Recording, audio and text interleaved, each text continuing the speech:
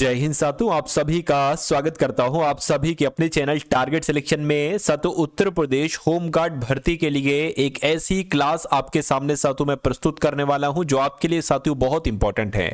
देखिए, आपकी जो यूपी होमगार्ड की परीक्षा है इसमें यूपी होमगार्ड से संबंधित सवाल 100% पूछे जाएंगे, यानी कि लगभग 10 से 15 सवाल साथियों आपको देखने को मिलेंगे। तो आज की इस वीडियो में साथियों मैंने पूरे के पूरे 80 चुनिंदा सवाल लिए हैं। मेरा मानना है कि अगर आप ये 80 चुनिंदा सवाल देख लेंगे तो इसमें से आपको बहुत सारे क्वेश्चंस देखने को मिलेंगे। तो आज आप एक ऐसा मॉक टेस्ट देखेंगे जो 80 प्रश्नों का होगा। मैं आपको एक टारगेट देता हूं साथियों, इन 80 प्रश्नों में से कम 30 सवाल आप लोग करने की पूरी कोशिश कीजिएगा। इसमें कुछ क्वेश्चंस ऐसे हैं जो थोड़े से दिमाग पर आधारित हैं, अगर दिमाग लगाकर उनका जवाब देंगे तो साथियों आप कर पाएंगे। और मैं आपकी साथियों जीके की पूरे 100 नंबर की तैयारी साथियों अच्छे तरीके से करवा दूंगा। चलिए, तो ये आपकी क्लास है। पहला सवाल आपकी स्क्रीन पर है, कह रहे कि उत्तर प्रदेश में जो होमगार्ड विभाग है इसका गठन कब किया गया था? तो 1963 यानी कि 1963 में उत्तर प्रदेश में होमगार्ड विभाग का गठन किया गया था। यूपी होमगार्ड किस विभाग के अधीन कार्य करता है मुझे बताइए। देखिए, राजस्व विभाग के अंतर्गत क्यों काम करेगा? रक्षा विभाग, गृह विभाग, पंचायत विभाग, मैं कहूंगा गृह विभाग के अंतर्गत कार्य करता है यूपी होमगार्ड विभाग। उसके बाद देखिए, होमगार्ड का मुख्य कार्य क्या होता है? अभी आप थोड़ा सा ध्यान देंगे तो आप आंसर लगा देंगे, थोड़ा सा दिमागी सवाल है। होमगार्ड का मुख्य कार्य क्या होना चाहिए? राज्य पुलिस को सहायता देना या सेना का हिस्सा? देखिए, सेना के रूप में काम नहीं करती है। बैंकिंग सुरक्षा है ना, या रेलवे का संचालन? मैं कहूंगा सबसे सटीक जवाब आपका जो होगा, क्योंकि इसमें से एक ही आंसर लगाना है, तो राज्य पुलिस की सहायता करती है साथियों होमगार्ड। उसके बाद देखिए, यूपी होमगार्ड का नियंत्रक कौन होता है? ये आपसे कुल मिला के पूछा जा रहा है। तो पता साथियों कौन होता है? एडीजी रैंक होते हैं। आंसर आपका जो जाएगा वो ऑप्शन नंबर साथियों सी जाएगा, एडीजी रैंक होते हैं। उसके बाद देखिए, होमगार्ड सेवा किस प्रकार की सेवा है?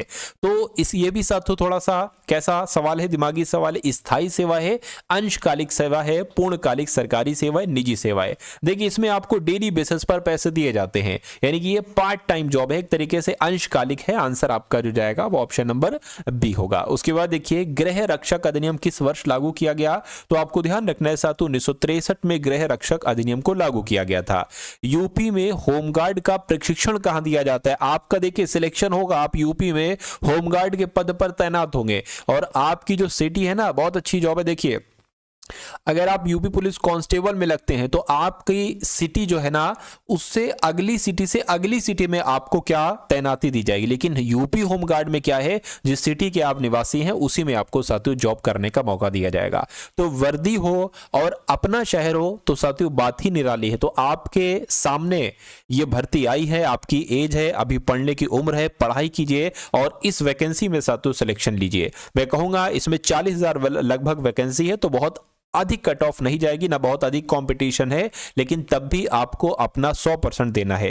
मेरा मानना है कि अगर आप अपना 100% देंगे तो आप इस एग्जाम को बहुत आराम से साथियों क्रैक कर ले जाएंगे। लेकिन अगर आप थोड़ी सी काहिली करेंगे, आलस्य करेंगे कि अरे अभी क्या, अभी तो एग्जाम डेट नहीं आई है, तो फिर आपके लिए दिक्कत हो जाएगी साथियों। फिर मत कहिएगा कि सिलेक्शन नहीं हुआ, सिलेक्शन 1 नंबर 2 नंबर 3 नंबर से रुक गया।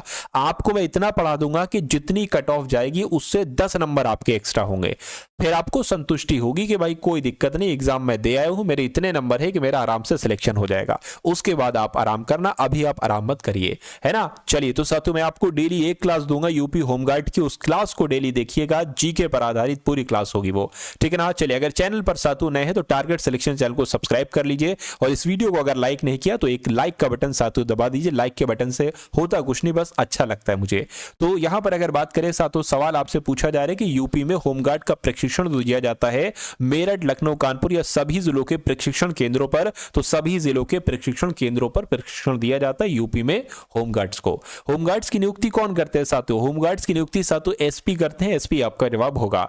अगला देखिए, यूपी होमगार्ड किस प्रकार का बल है? तो क्या ये एक पैरामिलिट्री बल है, सैन्य बल है, सहायक स्वयंसेवी बल है? मैं कहूंगा सहायक स्वयंसेवी बल है, ये आपको ध्यान रखना। आंसर आपको ऑप्शन नंबर सी होगा। अगला देखिए, यूपी होमगार्ड का मुख्य नारा क्या है? साथियों बहुत शानदार सवाल आपकी स्क्रीन पर है। यूपी होमगार्ड का मुख्य नारा यहां पर साथियों आपसे पूछा जा रहा है, फटाफट बताइए। तो अगर आपका जवाब साथियों क्या है तो बिल्कुल सही है। देखिए, देश की रक्षा, राष्ट्र की सेवा, सेवा और सुरक्षा, बिल्कुल सही, सेवा और सुरक्षा ये यूपी होमगार्ड का मुख्य नारा है, मोटो है। आंसर आपका सी होगा। यूपी में होमगार्ड की ड्यूटी कौन तय करता है मुझे बताइए, कौन तय करता है? फटाफट आप लोग बताइए। एसपी साहब, डीएम साहब, थाना प्रभारी, ये सभी लोग साथियों यूपी में होमगार्ड की ड्यूटी तय करते हैं। हैं। अगला सवाल देखिए, होमगार्ड किस यूनिफॉर्म कलर में होता है, यानी कि अगर आपको जो वर्दी मिलेगी खाकी वर्दी होगी साथियों, वो ध्यान रखिएगा होमगार्ड की, तो काली नीली पीली नहीं मिलेगी, खाकी वर्दी मिलेगी। आंसर आपका अगर सी है तो बिल्कुल करेक्ट है। होमगार्ड किन स्थितियों में बुलाए जाते हैं, तो कब साथियों होमगार्ड बुलाए जाते हैं, भीड़ नियंत्रण करना होती है, बिल्कुल साथियों, पुलिस की सहायता देने के लिए होमगार्ड को तैनात किया जाता है, यातायात प्रबंधन करने के लिए भी किया जाता है, और अगर कोई प्राकृतिक आपदा आ जाती है तब भी होमगार्ड की आवश्यकता होती है। यानी इन सभी कार्यों में होमगार्ड्स बुलाए जाते हैं। यूपी होमगार्ड्स किस सेंट्रल एक्ट के आधार पर चलता है, तो मैं कहूंगा होमगार्ड्स एक्ट से किस के तहत चलता है साथियों। यहां पर अगर बात करें कहीं पर भी 1963 नहीं लिखा हुआ है, तो मैं कहूंगा एक्ट 1963 के तहत चलता है। होम गार्ड्स एक्शन 1963 के तहत ही यूपी होमगार्ड चलता है। आंसर आपका बी होगा। यूपी होमगार्ड्स मुख्य रूप से किसकी सहायता करते हैं साथियों, किसकी सहायता, तो जिला पुलिस की सहायता करते हैं। आपका सी होगा। अगला देखिए, यूपी होमगार्ड का प्रशासनिक प्रमुख कौन होता है, तो मैं कह सकता हूं साथियों कमांडेंट जनरल होते हैं यूपी होमगार्ड्स के प्रशासनिक प्रमुख। अगला देखिए, होमगार्ड का चयन किस स्तर पर किया जाता है, तो पता साथियों किस स्तर पर किया जाता है, यह आपसे पूछा जा रहा है, मुझे बताइए। चलिए, तो साथियों जिला स्तर पर किया जाता है, तो जिला स्तर आपके सवाल का जो होगा वो बिल्कुल करेक्ट आंसर होगा। अगला देखिए, यूपी होमगार्ड के जवानों को क्या भुगतान दिया जाता है, क्या आपको नहीं मालूम होना चाहिए क्या भुगतान दिया जाता है साथियों, फटाफट आप लोग मुझे यहां पर बता दीजिए। चलिए साथियों, तगड़ी तैयारी आप लोग कर लीजिए, मौका अच्छा आया है, ये फिर ना कहिएगा साथियों फिर दिक्कत वगैरह आपको लगे, है ना। तो इसलिए आप बिल्कुल शुरू से तैयारी करिए। डेली एक क्लास मैं आपको दूंगा, लेकिन ऐसी क्लास होगी साथियों, समझ लीजिए उसकी कोई दिक्कत, उसको कोई क्या उसका कंपैरिजन नहीं है साथियों, जो पेड कोर्स है उसको भी फेल करा दूंगा, है ना। चलिए, तो एक बार साथियों कमेंट में मुझे ये बता दीजिए कि आप यूपी में किस सिटी से हैं, सिटी का नाम एक बार कमेंट में आप लोग साथियों मुझे लिखकर बता दीजिए। और मैं भी आपको बता देता हूं कि मैं शाहजहांपुर से हूं। कहां से हूं साथियों, शाहजहांपुर से हूं। बहुत सारे बच्चे साथियों शाहजहांपुर के होंगे, है ना, मेरा ऐसा मानना है। यूपी होमगार्ड्स के जवानों को क्या भुगतान दिया जाता है, तो इनको दैनिक भत्ता दिया जाता है। आंसर आपका ऑप्शन नंबर बी होगा। उसके बाद देखिए अगला सवाल है, कह रहे कि यूपी होमगार्ड्स की भर्ती में मुख्य आधार क्या है, तो पता साथियों मुख्य आधार क्या है, तो लिखित परीक्षा है, शारीरिक दक्षता परीक्षा है, या इंटरव्यू है, इंटरव्यू तो नहीं है, है ना। जो अगर बात करें मुख्य आधार जो है ना साथियों, मुख्य आधार क्या है, ये बात आपसे यहां पर कुल मिला के पूछी जा रही है, फटाफट मुझे बताइए। तो मैं कहूंगा लिखित परीक्षा के साथियों बिना नहीं हो सकता, शारीरिक दक्षता परीक्षा की अगर बात करें इसके बिना भी साथियों नहीं हो सकता। तो मैं कहूंगा लिखित परीक्षा मेरे हिसाब से ज्यादा महत्वपूर्ण मुझे लग रही है। खैर शारीरिक दक्षता परीक्षा भी इंपॉर्टेंट है, कोई दिक्कत नहीं है। उसके बाद देखिए होमगार्ड किस बल श्रेणी में आते हैं, तो ये ऑक्सिलरी फोर्स के अंतर्गत आते हैं। आंसर आपका भी होगा। अगला देखिए, यूपी होमगार्ड एक्ट किस शासनकाल में पारित हुआ था, तो अगर बात करते हैं पंडित जवाहरलाल नेहरू के शासनकाल में पारित हुआ था, इसलिए इंपॉर्टेंट है यूपी होमगार्ड एक्ट। अगला देखिए, होमगार्ड मुख्य रूप से किस कार्य में सहयोग करते हैं, तो किस कार्य में साथियों, देखिए कानून व्यवस्था बनाए रखने में बिल्कुल, आपदा राहत में बिल्कुल, यातायात प्रबंधन में भी, इसलिए आंसर आपका अगर ऑप्शन नंबर डी है तो बिल्कुल करेक्ट है। यूपी में होमगार्ड बटालियन का नेतृत्व कौन करता है, तो कौन करते हैं साथियों, बटालियन कमांडेंट करते हैं। और बटालियन कमांडेंट कहां पर लिखे हुए हैं, ऑप्शन नंबर डी में लिखे हुए हैं। अगला देखिए, होमगार्ड की यूनिट को क्या कहा जाता है, तो प्लाटून कहा जाता है। क्या कहा जाता है साथियों, प्लाटून कहा जाता है होमगार्ड की यूनिट को। उसके बाद देखिए, होमगार्ड की ड्रेस में कौन सा आइटम अनिवार्य होता है, तो शोल्डर बैच होता है, बिल्कुल होता है, बेल्ट होती है, बिल्कुल होता है, कैप होता है, बिल्कुल होता है। यानी कि जवाब आपका अगर डी है तो बिल्कुल करेक्ट होगा। 25 सवाल हो चुके हैं पूरे के पूरे आज की इस वीडियो में साथियों। 80 सवालों को हम लोग देखेंगे और 80 सवाल होमगार्ड से संबंधित है साथियों, जो परीक्षा में आपसे पूछे जाएंगे। यूपी होमगार्ड को किस स्थिति में अपरिहार्य माना जाता है, तो किस स्थिति में, दंगा नियंत्रण की स्थिति में, बिल्कुल भीड़ प्रबंधन की स्थिति में, त्योहारों में सुरक्षा, बिल्कुल साथियों। इस सवाल का जवाब भी साथियों आपका ऑप्शन नंबर डी होगा। उसके बाद देखिए, यूपी होमगार्ड किस प्रकार की शक्ति रखते हैं, मुझे बताइए। तो नियमित पुलिस जैसी शक्ति हो नहीं होती इनके पास। सीमित शक्तियां, कोई शक्ति नहीं, ऐसा भी नहीं नैक शक्ति, ये सीमित शक्तियां इनके पास होती है, लिमिटेड पावर्स इनके पास होती है। होमगार्ड की नियुक्ति कितने समय के लिए होती है, ये आपसे पूछा जा रहा है, मुझे बताइए।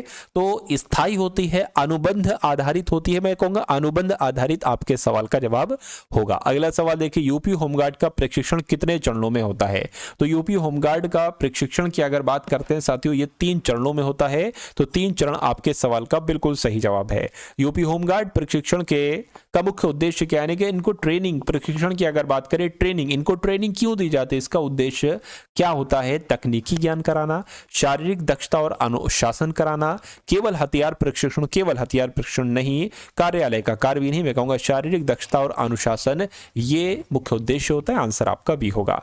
होमगार्ड को किस अधिनियम के तहत दंडित किया जा सकता है? यानी कि होमगार्ड को भी दंडित किया जा सकता है। बिल्कुल, होमगार्ड एक्ट 1963 के तहत साथियों होमगार्ड को भी दंडित किया जा सकता है। अगला देखिए, यूपी होमगार्ड को ड्यूटी पर किसके समान माना जाता है? यानी कि यूपी होमगार्ड को ड्यूटी पर किसके समान माना जाता है? पीएससी के समान माना जाता है, स्पेशल पुलिस ऑफिसर के समान माना जाता है, बीएसएफ या आर्मी के समान माना जाता है? तो आपका जवाब साथियों क्या होगा, मुझे बताइए। उनको एक स्पेशल पुलिस ऑफिसर के रूप में साथियों उनको माना जा सकता है। अगला देखिए, यूपी होमगार्ड की एक प्लाटून में सामान्यतः कितने जवान होते हैं?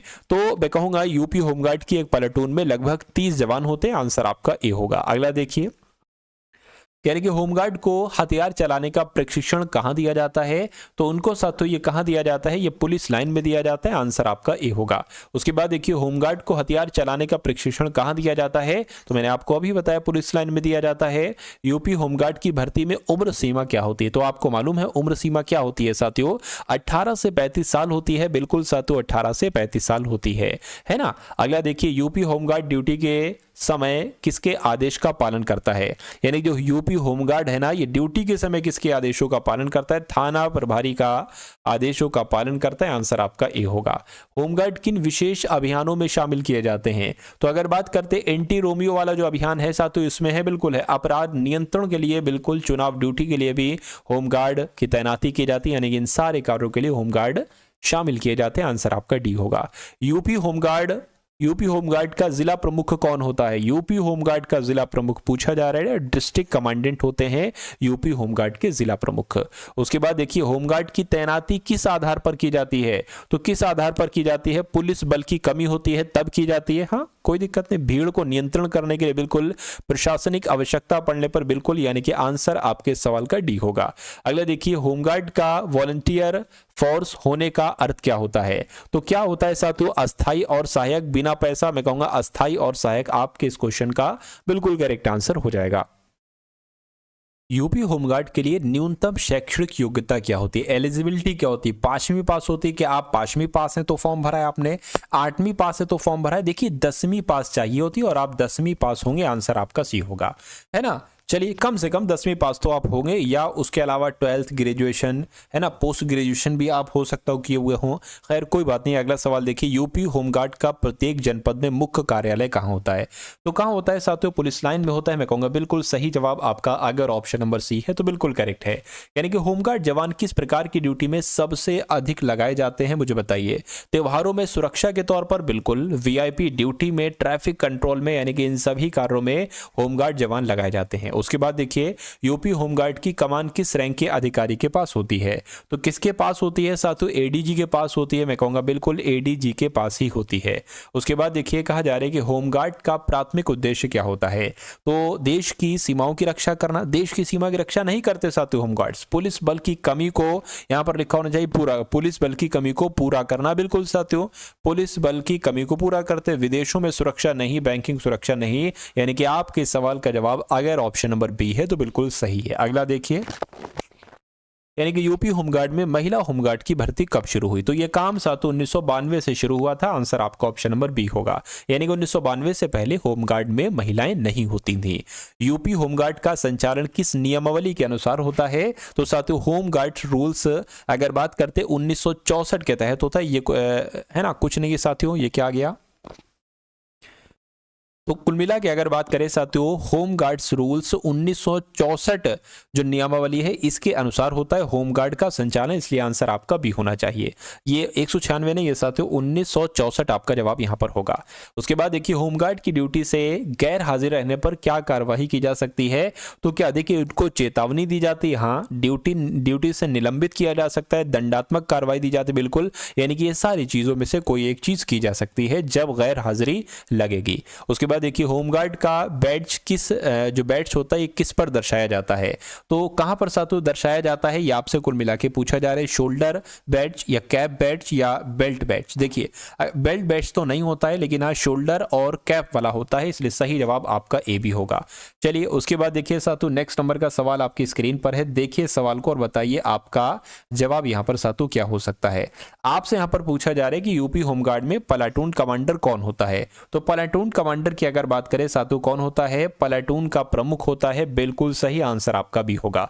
देखिए 50 सवाल साथियों आपके हो चुके हैं, अब कुछ सवाल हम लोग और देखेंगे, लगभग 30 सवाल। आरबीआई का मुख्यालय कहां पर स्थित है, तो आपको मालूम होना चाहिए आरबीआई का मुख्यालय साथियों मुंबई में स्थित है, आंसर आपका सी होगा। उसके बाद देखिए कह रहे कि भारत में किसे बैंकों का बैंक कहा जाता है, तो बैंकों का बैंक की अगर बात करें भारतीय रिजर्व बैंक को बैंकों का बैंक कहा जाता है। अगला सवाल देखिए नीति आयोग के अध्यक्ष कौन होते हैं, तो आपको मालूम होना चाहिए राष्ट्रपति, उपराष्ट्रपति नहीं साथियों प्रधानमंत्री नीति आयोग के अध्यक्ष होते हैं। मुख्यमंत्री की नियुक्ति किसके द्वारा की जाती है, फटाफट मुझे बताइए, तो मुख्यमंत्री की नियुक्ति कौन करते हैं साथियों बताइए। राष्ट्रपति करते हैं, प्रधानमंत्री करते हैं, राज्यपाल करते हैं, राज्यपाल करते हैं मुख्यमंत्री की नियुक्ति। अगला सवाल देखिए लोकसभा का नेता कौन होता है, लोकसभा के अध्यक्ष होते हैं, उपराष्ट्रपति होते हैं नहीं साथियों प्रधानमंत्री की अगर हम बात करें तो प्रधानमंत्री ही कौन होते हैं लोकसभा का, लोकसभा के अच्छा नेतृत्व की यहां पर पूछा गया है। लोकसभा के नेता जो होंगे वो तो प्रधानमंत्री होंगे, लेकिन जो लोकसभा का नेतृत्व करेंगे वो लोकसभा के अध्यक्ष करेंगे, तो ये थोड़ा सा मुझसे मिस्टेक हो गई थी। उसके बाद देखिए अगला सवाल आपकी स्क्रीन पर है, संविधान सभा के स्थायी अध्यक्ष साथियों कौन थे, तो कौन थे ये बात आपको साथियों मालूम होना चाहिए। डॉक्टर राजेंद्र प्रसाद अगर आपका जवाब है तो आपका जवाब बिल्कुल करेक्ट है। उसके बाद देखिए लोकसभा के अध्यक्ष को कौन चुनते हैं, तो लोकसभा के अध्यक्ष को लोकसभा के सदस्य चुनते हैं, राइट आंसर आपका बी होगा। खैर नेक्स्ट नंबर का सवाल आपकी स्क्रीन पर है, भारत के संविधान का निर्माता किसे माना जाता है, तो संविधान का निर्माता तो साथियों डॉक्टर भीमराव अंबेडकर को माना जाता है, आंसर आपका ऑप्शन नंबर बी होगा। उसके बाद देखिए भारतीय राष्ट्रीय कांग्रेस के पहले अध्यक्ष कौन थे बताइए, तो वो उमेश चंद्र बनर्जी थे, बिल्कुल साथियों WC बनर्जी भारतीय राष्ट्रीय कांग्रेस के पहले अध्यक्ष थे।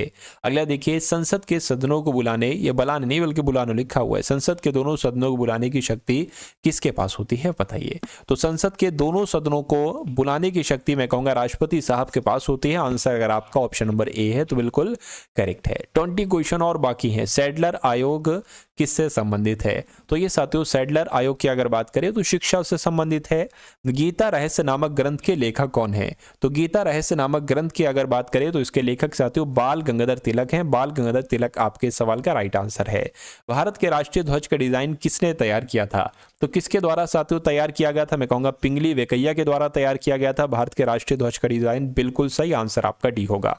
वेदों की ओर लौटो ये नारा साथियों किसने दिया था, तो राजा राम मोहन राय, स्वामी दयानंद सरस्वती, विवेकानंद, रामकृष्ण परमहंस। मैं कहूंगा स्वामी दयानंद सरस्वती की अगर बात करें इनके द्वारा ही तो वेदों की ओर लौटो नारा दिया गया था।